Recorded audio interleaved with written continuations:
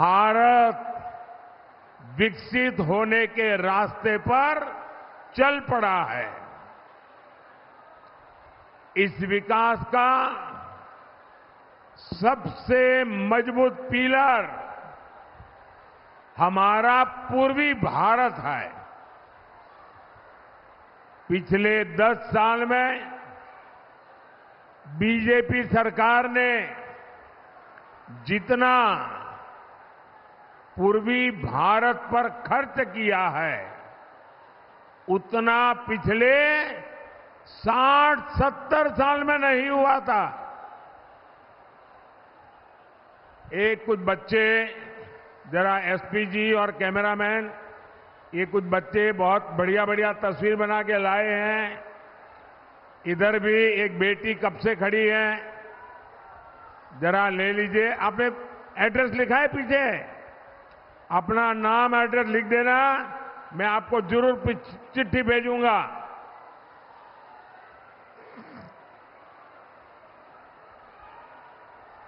भारत माता की, भारत माता की जय श्री राम, जय श्री राम।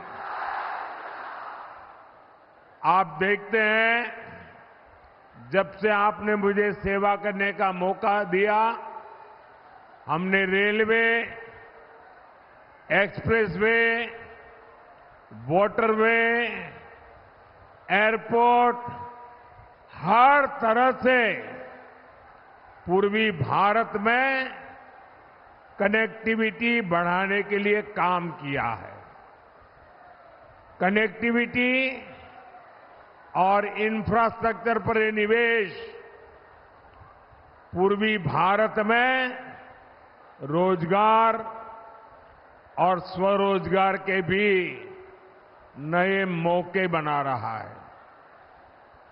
साथियों, यहां पश्चिम बंगाल के एक हिस्से में कोयला और दूसरी खनिज संपदा है, तो दूसरी तरफ एक बड़ी कोस्टलाइन है। यहां डायमंड हार्बर जैसा ट्रेडिंग सेंटर है। आजादी के पहले एक समय वो भी था जब बंगाल लाखों देशवासियों को रोजगार देता था। आज बंगाल में ज्यादातर फैक्ट्रियां बंद पड़ी है। यहां से नौजवान पलायन करने के लिए मजबूर है। मैं जरा आपसे पूछना चाहता हूं, ये बंगाल की दुर्दशा हुई है, बंगाल की बर्बादी हुई है, ये हाल किसने किया? मैं आपसे जानना चाहता हूं, ये बर्बादी कौन लाया यहां पर? पहले बंगाल को कांग्रेस ने लूटा, फिर लेफ्ट ने लूटा, और अब टीएमसी दोनों हाथों से लूट रही है। कांग्रेस, सीपीएम, टीएमसी तीनों ही पश्चिम बंगाल की गुनहगार है। लोग ये भी जानते हैं कि सीपीएम को दिया हर वोट ये टीएमसी के खाते में जाएगा। ये पर्दे के पीछे टीएमसी और लेफ्ट वो एक ही सिक्के की दो बाजू है। और यहां के मुख्यमंत्री ने घोषणा भी कर दी है कि वो दिल्ली में इनका सहयोग करेगी।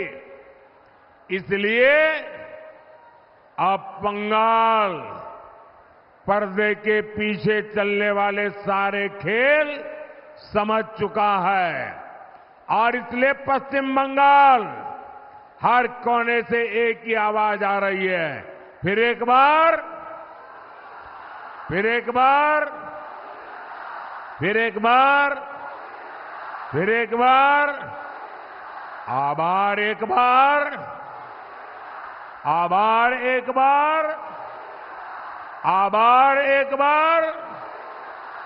भाई और बहनों, 10 साल पहले जब आपने मुझे अवसर दिया था तो मैंने गारंटी दी थी, पूरे देश को गारंटी दी थी, न खाऊंगा न खाने दूंगा। याद है ना?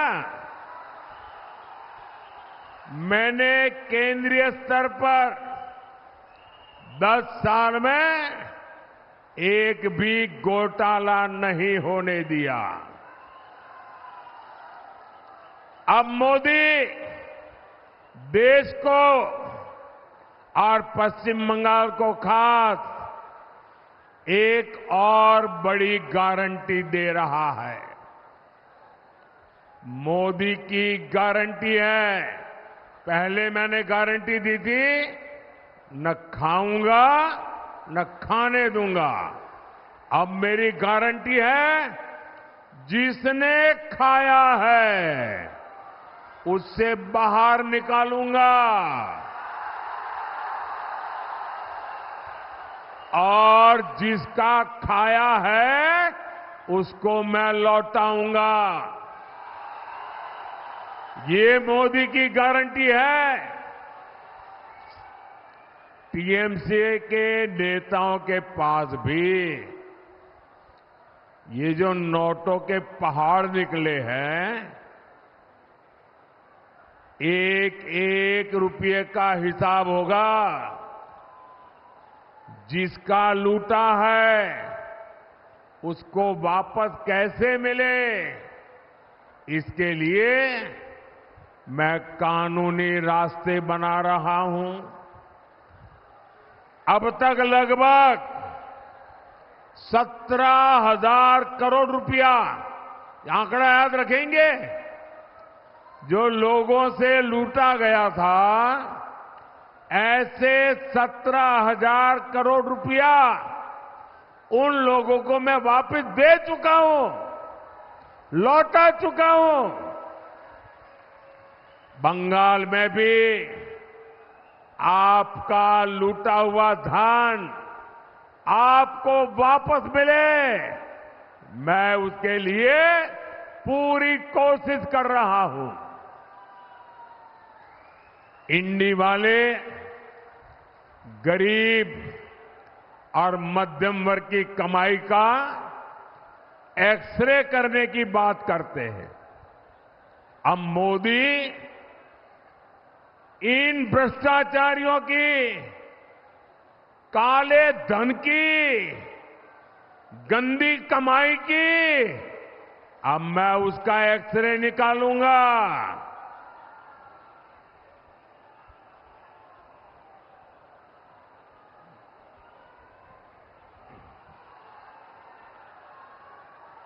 ऐसा एक्सरे कि इनकी आने वाली पीढ़ियां भी भ्रष्टाचार करने से पहले 100 बार सोचेगी।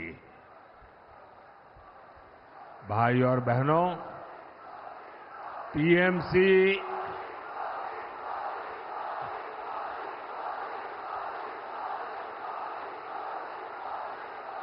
साथियों, आपका ये प्यार, आपका ये उत्साह, आपका ये आशीर्वाद मेरे जिंदगी की बहुत बड़ी ऊर्जा है।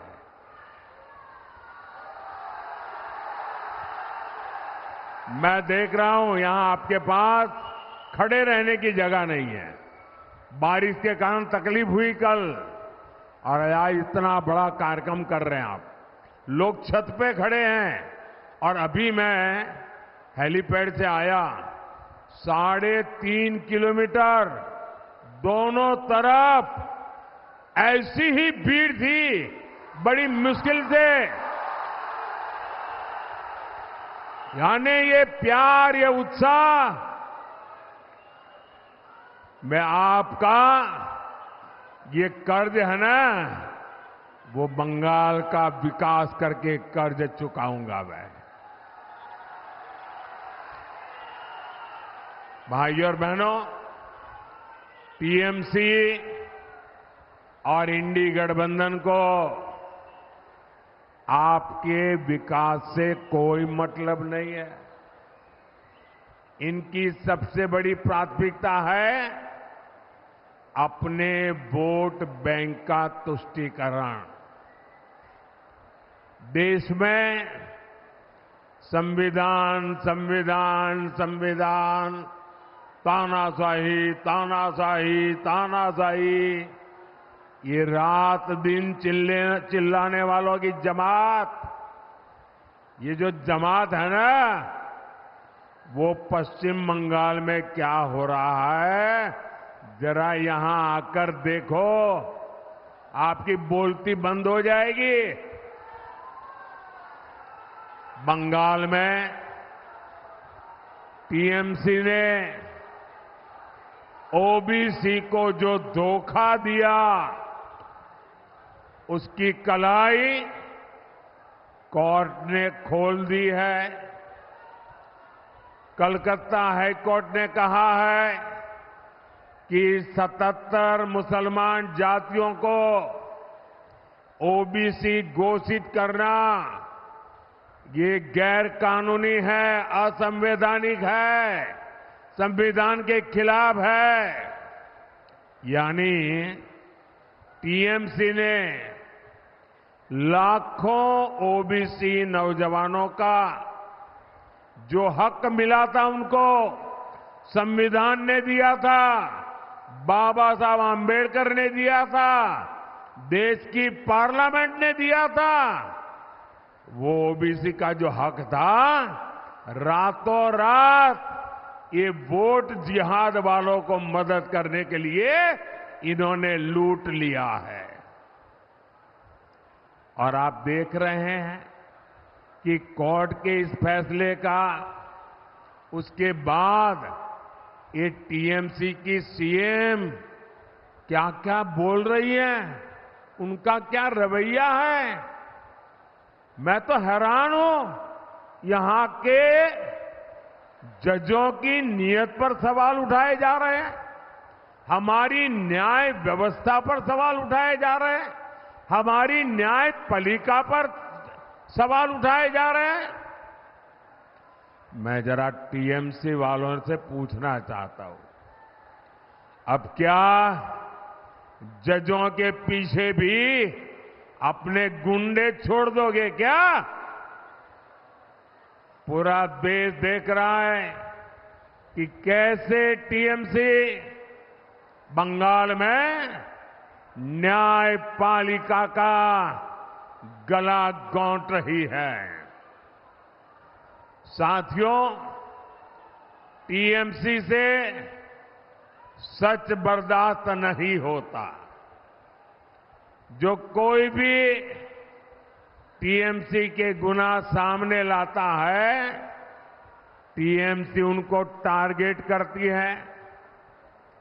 आपने भी देखा है कि टीएमसी के एमएलए ने साफ साफ कहा कि हिंदुओं को भगीरथी में बहा देंगे।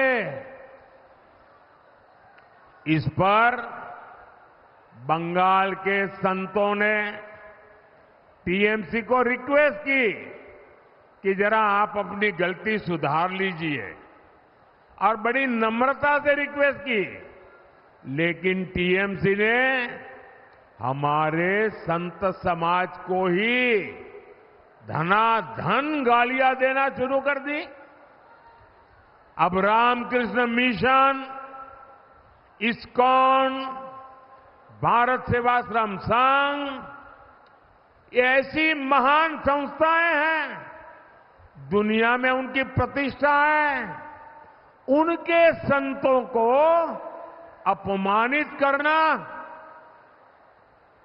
भाइयों बहनों, ये सब अपने वोट बैंक को खुश करने के लिए वोट जिहाद को आगे बढ़ाने के लिए किया जा रहा है। यहां संदेश थाली की बहनों ने इंसाफ मांगा तो टीएमसी ने उनको ही टारगेट कर दिया। बसीरहाट से उम्मीदवार हमारी बहन रेखा पात्रा अभी यहां मंच पर ही है और क्या बढ़िया भाषण किया उन्होंने। ये मीडिया वालों का ध्यान गया कि नहीं मुझे मालूम नहीं है। टीएमसी के पास एक नेता ऐसा नहीं होगा जो बहन रेखा पात्रा जी जैसा भाषण कर सके। देश देख रहा है कि कैसे एक गरीब की बेटी को बीजेपी ने देश की संसद में सम्मानपूर्वक पहुंचाने के लिए इतना बड़ा कदम उठाया है।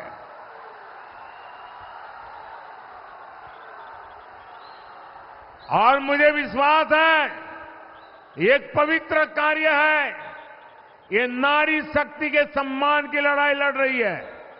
अगर रेखा पात्रा ताकतवर होगी तो हिंदुस्तान की महिलाओं की आवाज वो हिंदुस्तान की संसद में उठाएगी।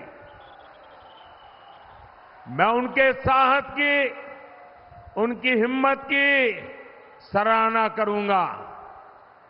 वो टीएमसी की इतनी बड़ी सत्ता से टकरा रही है। वो खुद मां दुर्गा की सच्ची पुजारी लगती है। बंगाल में शाहजहां शेख जैसे अत्याचारियों का हौसला, और ऐसे एक दो नहीं है, हर गली मोहल्ले में ऐसे लोग बैठे हैं। इनका हौसला न बढ़े इसलिए बहन रेखा पात्रा को जिताना बहुत जरूरी है।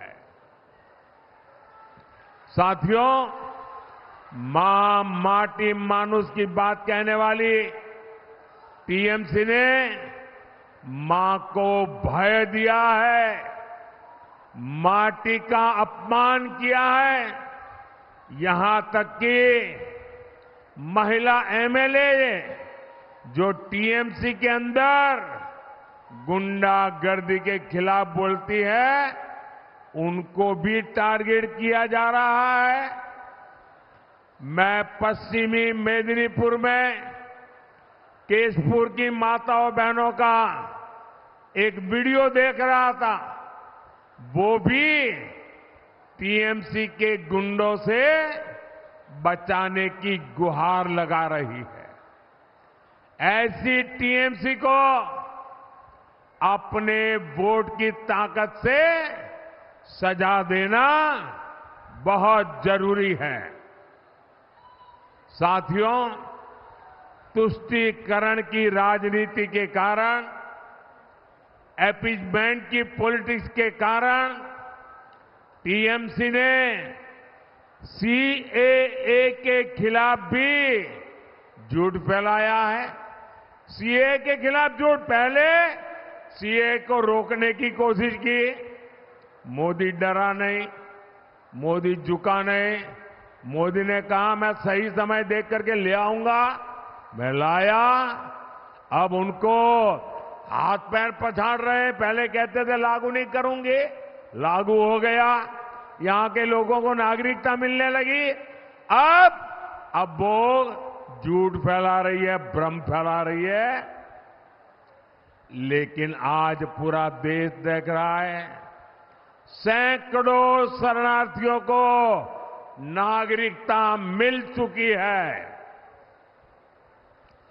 किसी से कुछ भी छीना नहीं गया, बल्कि उन्हें नागरिकता देकर के मां भारती के बेटे के रूप में, बेटी के रूप में सम्मान दिया है।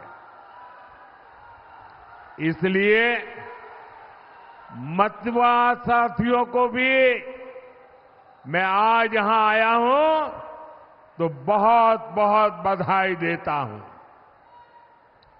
आपको अब भारत की नागरिकता से दुनिया की कोई ताकत रोक नहीं सकती है। और मोदी काम शुरू कर चुका है, नागरिकता देना चल रहा है और कुछ ही महीनों में आप सबको पूरा काम पूरा भी हो जाएगा। ये नागरिकता देश का संविधान, हमारा कॉन्स्टिट्यूशन दे रहा है। और मैं आपको एक और गारंटी दूंगा, टीएमसी तो क्या, दुनिया की कोई भी ताकत मोदी के एक संकल्प को न हिला सकती है, न डुला सकती है।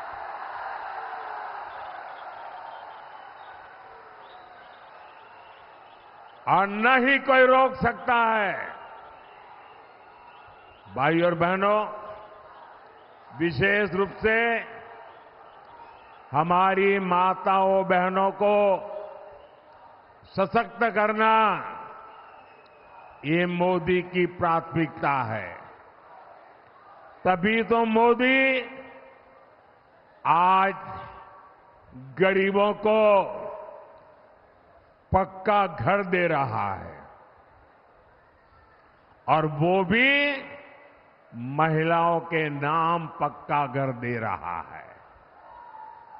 और मोदी सिर्फ 4 दीवारें नहीं देता, जब घर देता है तो घर में टॉयलेट, घर में बिजली, खाना पकाने के लिए सस्ता सिलेंडर, नल से जल, मुफ्त अनाज, मुफ्त इलाज, क्या कुछ नहीं है। जिंदगी जीने के लिए सब कुछ है। और इससे हमारी नारी शक्ति को बहुत मदद मिली है। अब तो माताओं बहनों को चावल की चिंता भी नहीं करनी पड़ती। मोदी आने वाले 5 साल तक मुफ्त चावल देता रहेगा। साथियों, अब मोदी ने एक और गारंटी दी है। ये गारंटी आपका बिजली बिल जीरो। मोदी आपका बिजली बिल जीरो कर देगा।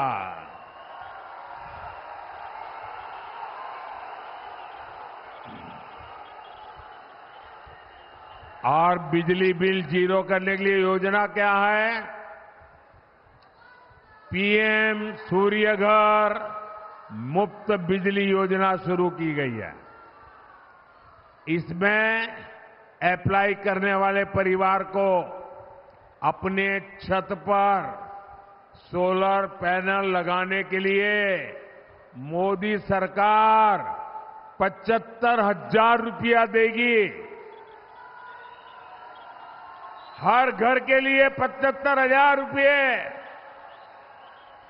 और ये सोलर पैनल से मुफ्त बिजली भी मिलेगी, और जो ज्यादा बिजली होगी वो सरकार खरीदेगी, उसकी कमाई भी होगी।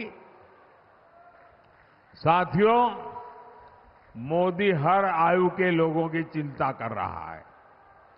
आज हमारे देश में करीब 6 करोड़ लोग ऐसे हैं जिनकी आयु 70 साल से ऊपर की है। ऐसे अनेकों बुजुर्ग यहां बंगाल में भी हैं। मोदी ने तय किया है कि ऐसे सभी साथियों को 5 लाख रुपए तक मुफ्त इलाज की सुविधा मिलेगी। लेकिन टीएमसी की सरकार यहां आयुष्मान योजना लागू नहीं होने दे रही है। बीजेपी को मिला आपका हर वोट टीएमसी पर इस योजना से जुड़ने का दबाव डालेगा। साथियों, देश ने दिल्ली में मोदी सरकार बनाना पक्का कर लिया है। इसलिए 1 जून को बारासात सहित हर सीट पर कमल ही खिलना चाहिए।